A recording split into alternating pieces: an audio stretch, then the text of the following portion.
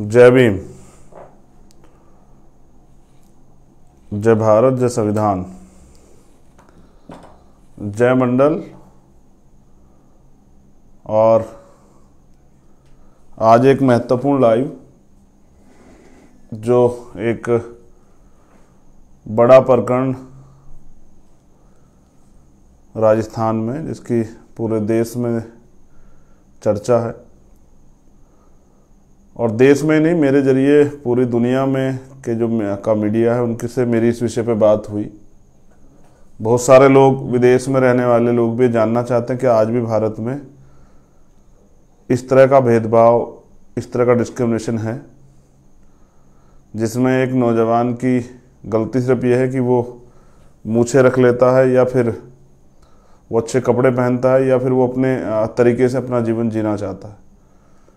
तो आज की लाइव की शुरुआत करते हुए बहुजन समाज में जन्मे सभी संतों, गुरुओं, महापुरुषों को नमन करते हुए, करुणा के सागर तथागत गौतम बुद्ध, संत श्रोमणी सतगुरु रविदास जी महाराज, भगवान वाल्मीकि महाराज, गुरु नानक देव, संत कबीर, और जो सामाजिक परिवर्तन के महापुरुष हुए हैं उनमें राष्ट्रपिता ज्योतिबा फूले, छत्रपति साहू जी महाराज, पेरियर रामास्वामी नायकर, प्यारेलाल यादव, विश्व रत्न बाबा साहब डॉक्टर भीमराव अंबेडकर, बाबू जगदेव प्रसाद कुशवाहा, जननायक कर्पूरी ठाकुर।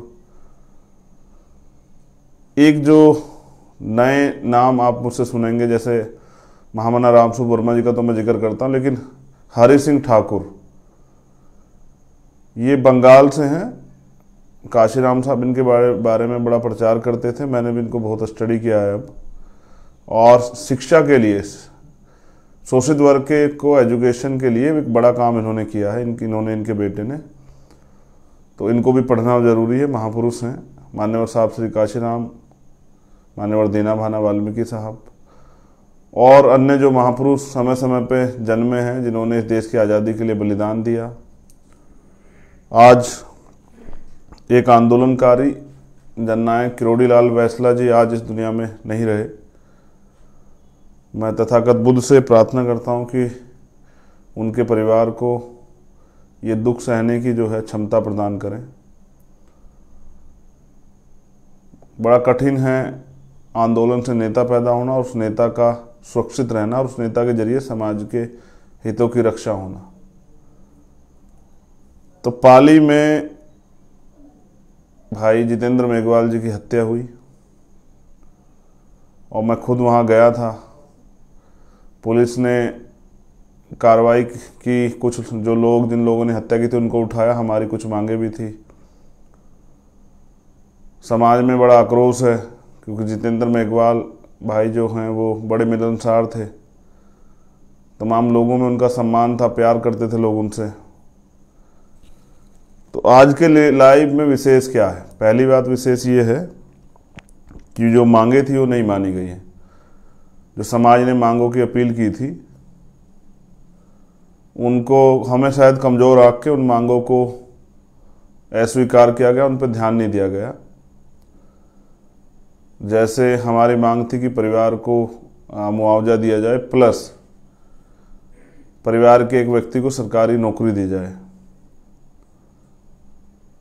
वहाँ की कुछ बातें और आपसे शेयर करूँगा, लेकिन ये कोई बड़ी मांग नहीं थी, और ये जायज़ मांग थी, क्योंकि जितेंद्र मेघवाल हत्या का जिम्मेदार नहीं था, कि उस अधिकारी नहीं था कि उसकी हत्या की जाएगी।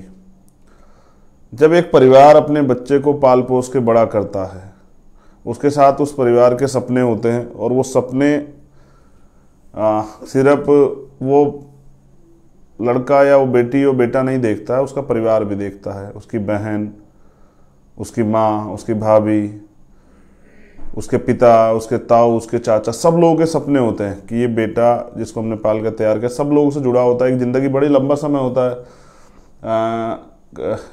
पैदा होने के बाद, और जब आप एक यंग नौजवान हो जाते हैं 24-25 साल के, 30 साल के, तो एक लंबा समय बीतता है, एक लगाव होता है। सब लोगों को ये विश्वास होता है कल ये आदमी तरक्की करके आगे बढ़ के हम लोगों के जीवन में बदलाव करेगा, और उस बदलाव को कोई सिर्फ किसी जातीय दम में या और किसी अन्य कारण से उसकी हत्या कर देता तो उस परिवार पे क्या बीतती है।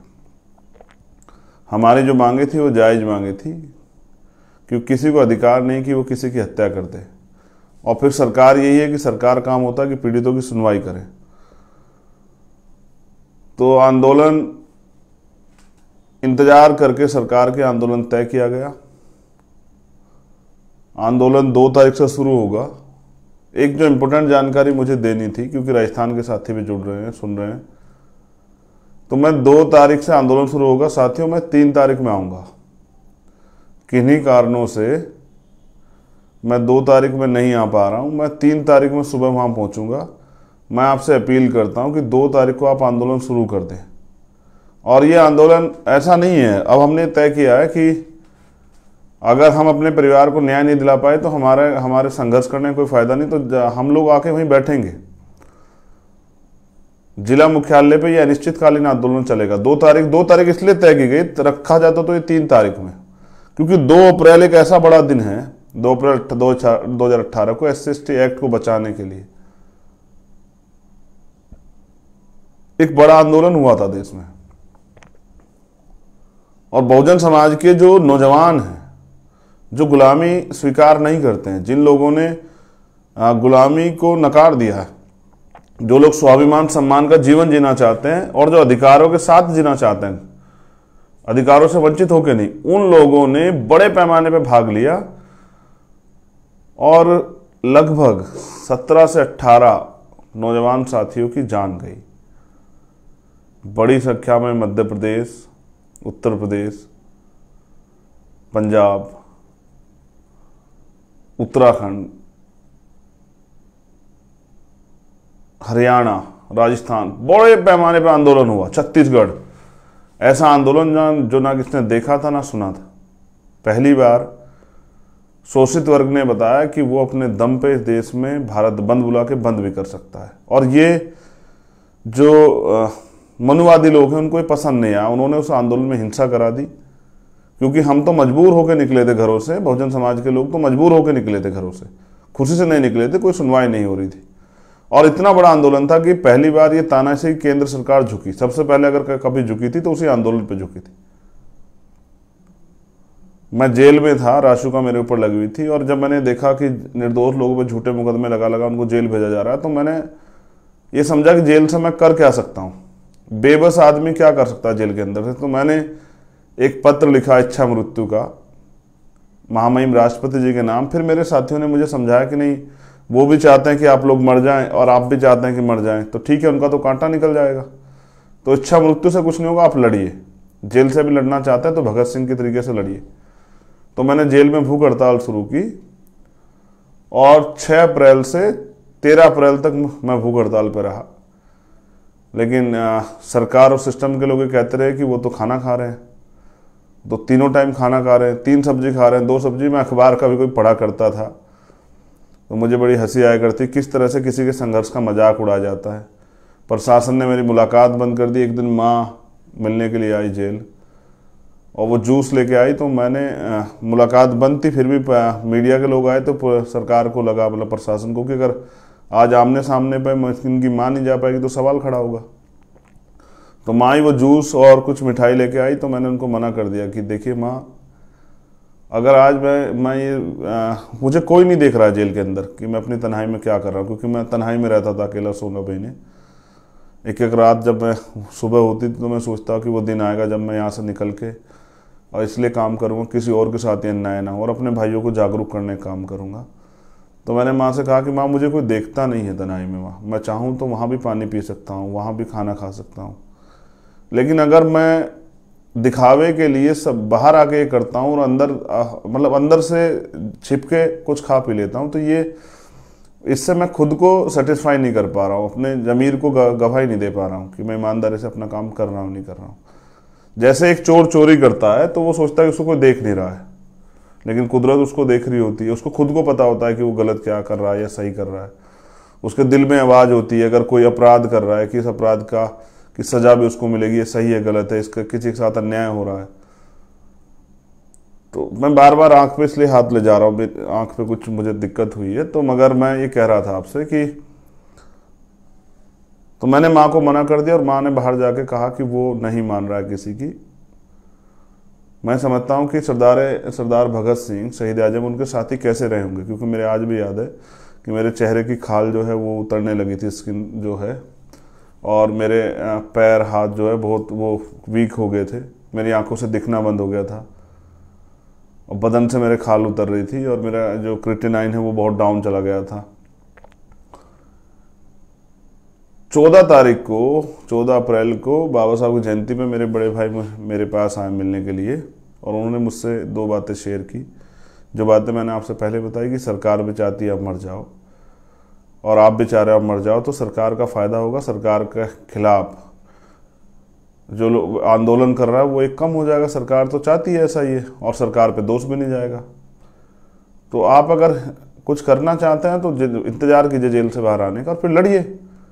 ये क्या बात हुई कि भैया आप यहीं जेल में रहते मरना चाहते? तो मेरी वो बात समझ में आई, अगर कुछ समझाने वाला मिलता है, और मैंने स्वीकार किया कि भाई अब ये लड़ाई जेल से बाहर जाकर लड़े, और लड़ भी रहा हूँ मैं।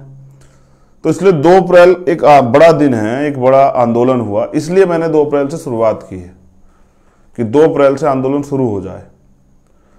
3 तारीख को सुबह मैं आऊँगा और जब तक हमारी मांग पूरी नहीं होगी, 1 दिन हो, 2 दिन हो, 4 दिन हो, 10 दिन हो, हम लोग वहां से नहीं हटेंगे। और मैं आपसे भी, आपको भी कह रहा हूं, राजस्थान के साथियों से मैं आपसे अपील कर रहा हूं, बहुत हो गया है, बहुत हो गया है, अब नहीं। अब जो साथी आएगा वो जाएगा नहीं जब तक हमारी मांग पूरी नहीं। इस हिम्मत के साथ आना है साथियों, भूखे प्यासे जैसे भी मिलेगा उसी सहारे रह के आंदोलन को आगे बढ़ाएंगे, लेकिन हम शांतिपूर्ण संवैधानिक रूप से आंदोलन चलाएंगे, लेकिन हम वो पाली डिस्ट्रिक्ट नहीं छोड़ेंगे। उस परिवार को हमने वादा किया न्याय दिलाने का, और एक कार्यकर्ता की, एक अम्बेडकरवादी की, एक बहुजनवादी की, एक संघर्षशील व्यक्ति की पहचान होती है, अगर उसने कुछ कहा तो उसको निभाए। तो ये मैंने तय किया है आप सब लोगों के सहयोग से, ये मेरे व्यक्तिगत बात है, इसलिए मैं की बात कर रहा हूं। मैं जब वहां जाऊंगा तो हम अपनी बात करेंगे, लेकिन मैंने व्यक्तिगत तय किया कि जब तक हमारी मांग पूरी नहीं होगी मैं वहां से नहीं हिलूंगा। और मैं अपने साथियों से भी अपील करता हूं कि वो 2 तारीख को आ जाएं, लेकिन मैं 3 तारीख में आऊंगा और आंदोलन 3 तारीख से लगातार चलेगा। और ये अकेली मांग नहीं है, इसके साथ और भी मांगे हैं, जैसे 2 अप्रैल के मुकदमे वापसी, और साथी प्रयास कर रहे हैं, हम भी इस पे वो करेंगे, मुख्यमंत्री से बात करेंगे, सरकार से बात करेंगे। भाई हम आंदोलन कर क्यों रहे हैं? इसलिए कर रहे हैं कि अन्याय हो रहा है। अभी आपने देखा नहीं क्या हुआ, भाई मुकेश वाल्मीकि जी हैं, कैप्टन था, उनके बेटे के साथ जो मारपीट हुई है धौलपुर में विधायक द्वारा, और मैंने कल उनसे बात की, क्या नहीं बताया उन्होंने मुझे, कितना अन्याय किया गया उस बच्चे के साथ। वो हमारे परिवार का बेटा, हमारा भाई है छोटा, उसके हाथ तोड़ दी गए, उसकी 10 की 10 उंगलियां तोड़ दी गई, उसकी टांग तोड़ दी गई। महापुरुषों के आशीर्वाद से बच गया, वो तो उसको मरा हुआ छोड़ के गए थे। ये अन्याय हो रहा है राजस्थान में,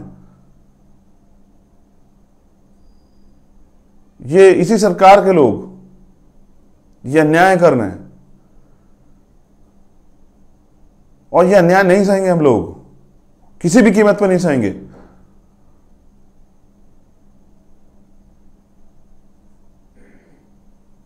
इसलिए मैंने ये सोचा कि ये बात आपकी जानकारी में होनी चाहिए, क्योंकि मैं अकेला व्यक्ति हूं और मेरे पास काम सारे हैं, मुझे सभी काम करने पड़ते हैं।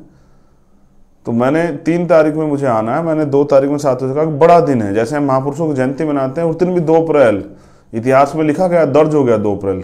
कोई भी मिटाने का प्रयास नहीं मिट सकता है। एक तरफ हमारे लिए शहीदी दिवस भी है, एक तरफ हमारे लिए वो शौर्य दिवस भी है। हमारे शहीदों ने बलिदान दिया है और उन्होंने शौर्य गाथा लिखी है कि हम भारत को अपने बल से बंद कर सकते हैं, भारत बंद करके दिखा सकते हैं। ये है 2 अप्रैल, इसलिए 2 अप्रैल से आंदोलन शुरुआत होगी। और मेरी आपसे अपील है कि साथियों पहुंचना है, अगर आप इस गुलामी से मुक्ति चाहते हैं, जो अन्याय पाली में हो रहा है, जो मैंने आपको उस दिन बताया,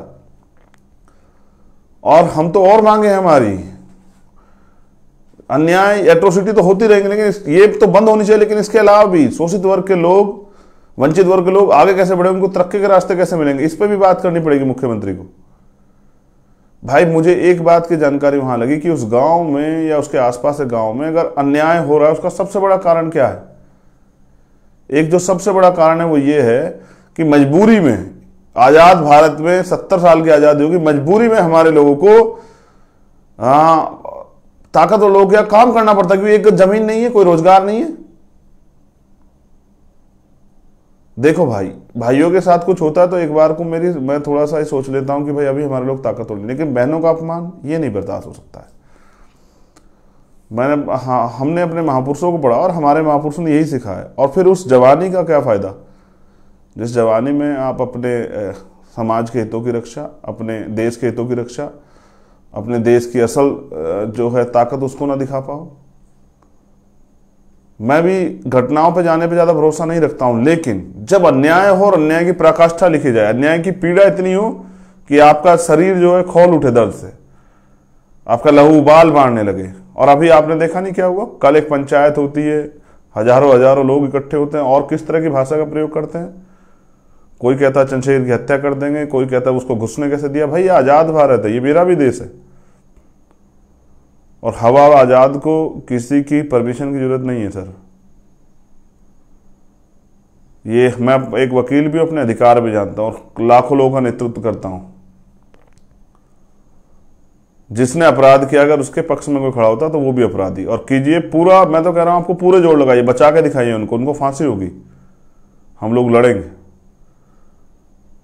तो इसलिए क्योंकि मैं अपनी बहनों से, जितेंद्र मेघवाल की 4 बहनें, मैं जब 4 बहनों से मिला तो उनसे वादा करके कि रोना मत, जब तक मेरे शरीर में लहू का एक आखिरी कतरा तब तक रोना मत मेरी बहनों। मेरा वादा है कि आपको न्याय मिलेगा। और न्याय सिर्फ जितेंद्र मेघवाल को न्याय के साथ साथ वो जो गुलामी सदियों से वहां चली उससे भी न्याय मिलेगा। इसलिए मैं 3 तारीख में आऊंगा। आपसे मेरा अनुरोध है कि 2 तारीख को आंदोलन शुरू कर दें और इस दमखम के साथ आए कि अब हम तभी लौटेंगे जब हमारी मांगे पूरी होंगी। अधिकार मांगने से नहीं मिलते, छीनने पड़ते, और छीनने के लिए बल तैयार करना पड़ता है। शक्ति से परिवर्तन होता है, तो शक्ति हमारे आंदोलन में है और हम अपने आंदोलन को, मैं 3 तारीख में पहुंचूंगा पाली जिला मुख्यालय। आपसे अनुरोध 2 तारीख में आंदोलन शुरू करें। मैं वहां की प्रदेश की टीम से, प्रभारियों से और साथियों से, बहुजन समाज के साथियों से कहना चाहता हूं कि अगर इस अन्याय से मुक्ति चाहते हैं तो अकेले अल्पजन बन के ना लड़िए, बहुजन बन के लड़िए, इकट्ठे होकर लड़िए कि यह अन्याय बंद। फिर उस बात को कोट कर रहा हूं जो गुरु गोविंद सिंह जी ने कही, कोई किसी को राज ना दियो, कोई किसी को ताज ना दियो, जो लियो निज बल लियो। तो अधिकार मांगने से नहीं, लड़ना पड़ेगा, छीनने पड़ेंगे। इसलिए समझदारी से अपने आंदोलन को चलाना है और अगर बलिदान देना पड़े आंदोलन में तो पीछे नहीं हटना है, वो चाहे तन का हो, मन का हो, धन का हो। क्योंकि आप अच्छे कपड़े पहनते हैं, अच्छी घड़ी पहनते हैं, चश्मा, इससे कोई फर्क नहीं पड़ता अगर आप आजाद नहीं हैं। आपको सिर्फ सांसों का लेना आजादी नहीं है। अगर आप अपनी तरह से नहीं जी सकते हैं, अपनी चीजों का जो आप चाहते हैं उन सपनों को पूरा नहीं कर सकते, तो ये गुलामी है। इसलिए मैं आपसे अपील करता हूं, आपका भाई चंद्रशेखर आजाद, 3 तारीख में आपसे मुलाकात होगी पाली हेडक्वार्टर पे और आंदोलन चलेगा। और आंदोलन तब तक चलेगा जब तक हमारी मांगे नहीं पूरी होती। इसलिए मैं आपसे अपील करता हूं कि आप सब लोग भी जुटे और एक मजबूत आंदोलन पाली से शुरू हो और उस आंदोलन के जरिए जो अन्याय हो रहा है पूरे उसमें राजस्थान में, ये पूरी दुनिया को पता लगना चाहिए कि कितना अन्याय और किस तरह का अन्याय, अन्याय की भी सीमा से भी नीचे जो अन्याय उसको कहा जाए, या अन्याय की पराकाष्ठा उसको कही जाए। कुछ तो ये भी बताया गया कि जो लोग जितेंद्र मेघवाल को न्याय दिलाने आए, उनके गांव में सामंतियों ने, ताकतवर लोगों ने उन लोगों का बहिष्कार कर दिया। यह है राजस्थान। अब बात करते हैं जातिवाद की। इनको लगता है कि भाई पंचायत करेंगे तो चंद्रशेखर डर जाएगा। इससे भी बड़ी पंचायत होगी, आप देखना पाली में। उससे भी बड़ी बात, जब जाति के नाम पे तुम अन्याय करते हो तब कुछ नहीं होता है, और अगर हम अपने हितों की रक्षा के लिए खड़े होते हैं तो तकलीफ होती है। करते क्यों ऐसा फिर? ये 1950 से पहला भारत नहीं है, ये आजाद भारत है। बाबा साहब के संविधान ने हमें बराबर की ताकत दी है, और इस अन्याय के खिलाफ लड़ना हमारे महापुरुषों ने, रहबरों ने हमें सिखाया है। तो पाली में आंदोलन शुरू होगा, 3 तारीख को मैं पहुंचूंगा, ये जानकारी थी, और वो आंदोलन तब तक चलेगा जब तक हमारी मांगें नहीं पूरी होती।